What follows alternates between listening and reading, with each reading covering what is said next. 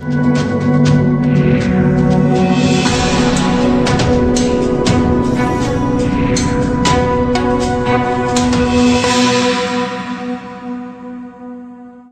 के इस आधुनिक समय में हर लड़की मॉडल बनने की कोशिश में लगी है।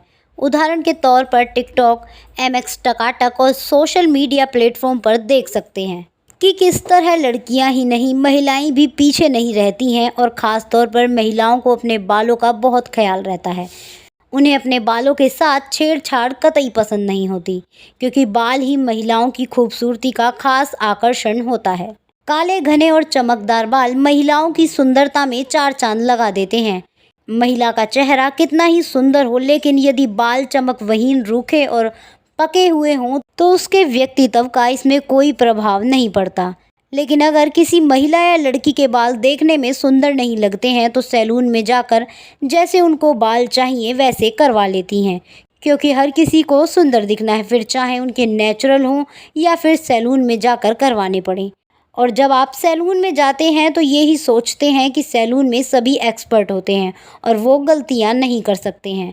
लेकिन कहते हैं इंसान गलतियों का पुतला होता है। इंसान कितना ही बड़ा हो जाए, वो होते तो इंसान ही हैं। और ये मानना मुश्किल है कि इंसान ने अपने पूरे जीवन में कभी भी गलती ना की हो।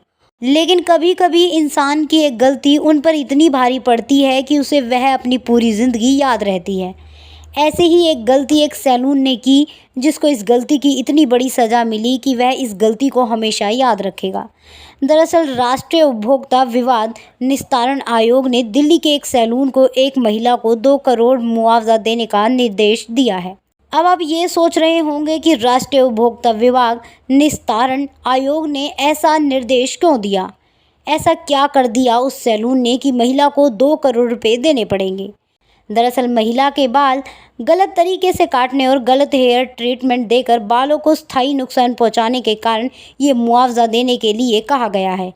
एक न्यूज़ एजेंसी के मुताबिक ये सैलून दिल्ली के एक होटल में स्थित है, जहां अप्रैल 2018 में आशना रॉय अपने बालों के ट्रीटमेंट के लिए गई थी। वह हेयर प्रोडक्ट्स की मॉडल थी और उन्होंने कई बड़े हेयर केयर ब्रांड के लिए मॉडलिंग भी की थी। लेकिन सैलून द्वारा उनके निर्देश से उलट गलत बाल कटने के कारण उसे अपने काम से हाथ धोना पड़ा और आर्थिक नुकसान भी झेलना पड़ा, जिससे उनका रहन सहन तो बदला ही, टॉप मॉडल बनने का सपना भी टूट गया। वहीं आशना रॉय कहती हैं कि मैंने सैलून में साफ तौर पर बालों को आगे से लंबे फ्लिक्स रखने और पीछे से बालों को 4 इंच काटने को कहा था, लेकिन हेयर ड्रेसर ने अपनी मर्जी से महज 4 इंच बाल छोड़कर उसके लंबे बालों को पूरी तरह से काट दिया। जब उसने इस संबंध में मैनेजर से शिकायत की तो उन्हें निःशुल्क हेयर ट्रीटमेंट की पेशकश की। आशना का दावा है कि इस दौरान केमिकल से उसके बालों को स्थायी नुकसान हुआ है, जिसे लेकर वो राष्ट्रीय उपभोक्ता विवाद निस्तारण आयोग पहुंची और 3 करोड़ रुपए मुआवजा दिलाने का अनुरोध किया। इसी मामले में अब आयोग ने आदेश दिया कि शिकायतकर्ता को 2 करोड़ रुपए का मुआवजा दिया जाए और 8 सप्ताह के भीतर शिकायतकर्ता को मुआवजे की राशि दी जाए। असल न्यूज़ ब्यूरो रिपोर्ट।